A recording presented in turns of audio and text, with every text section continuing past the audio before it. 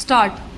Flagrant violations of various laws, including municipal laws, master plan, and other plans besides environmental laws, have been engaging the attention of this court. This court has a constitutional duty to protect the fundamental rights of Indian citizens. What happens when violators or abettors of the violations are those who have been entrusted by law with a duty to protect these rights? The task becomes difficult and also requires urgent intervention by the court so that the rule of law is preserved.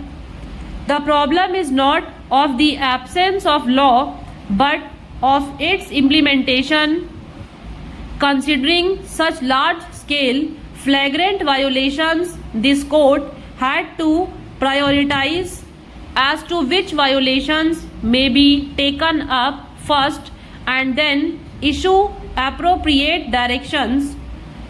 On one hand, repeated orders were made to seek implementation of the law, and on the other hand, simultaneously, more and more violations were taking place in a way. This judgment is in continuation of the judgment dated 7th May 2004, with the difference that now we have taken up the issue of large-scale misuse of residential premises for commercial use. With regard to commercial use of premises in residential areas, it has been more than 3 years when the order was made directing respondents to file reply. The learned amicus curiae filed IA number 1860 of 2004 and brought to the notice of this court has a press release issued by the MCD declaring a scheme to facilitate registration of shops, establishments, commercial establishments, etc. in the non-conforming areas by granting ad hoc licenses in respect of premises existing till 31st March 2003. He, in this application, sought stay of the press release and the scheme. The press release and the ad hoc trade registration scheme were stayed by this court. The question under consideration also is about the power of MCD and DDA to direct demolition or sealing of the properties being misused. Few residents of Green Park Extension made averments about large-scale unauthorized constructions and stated that various letters written to the MCD complaining about the illegal and unauthorized constructions and consequent violation of master plan, etc., but of no avail. According to them, the officers were in fact encouraging or conning with persons who were indulging in such misuse. A writ of mandamus was sought against the authorities, directing them not to allow illegal commercial user.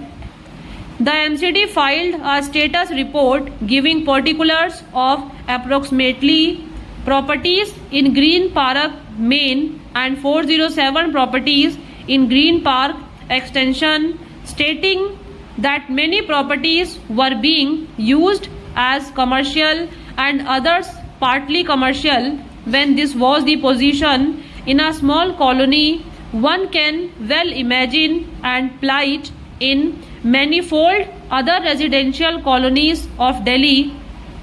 By the impugned judgment, a full bench of the High Court came to the conclusion that neither under the DMC Act nor under the Delhi Development Authority there was any power to seal property for its misuse, inter alia, holding that the power of sealing of premises is drastic as by reason of such sealing, a person could become homeless, thus affecting his human or fundamental rights, and the power of sealing in relation to misuse has been intentionally excluded from the provisions of two acts.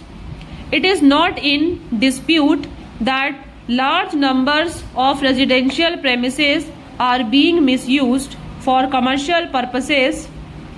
The question is, can the MCD stop such misusers by putting a seal on misused property? For dealing with this question, it is necessary to examine few provisions of the DMC Act. Chapter 14 of the Act deals with building regulations and compromises. Sections 330A to 349A. The definition of the expression building shows that it is very wide and encompasses any structure, only excluding portable shelter, with which we are not concerned. We are concerned with the building and its erection. The definition of the words to erect a building is very pertinent for deciding the present question. The expression to erect a building is defined in section 331. Clauses C, H and J are very significant.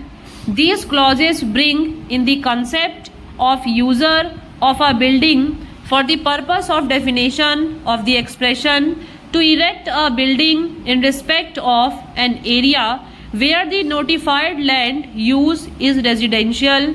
Sanction for erection of a commercial building cannot be accorded. This takes us to the provision of sealing as contained in section 345A of the DMC Act. One of the objects is to contain massive conversion of residential constructions into commercial complexes.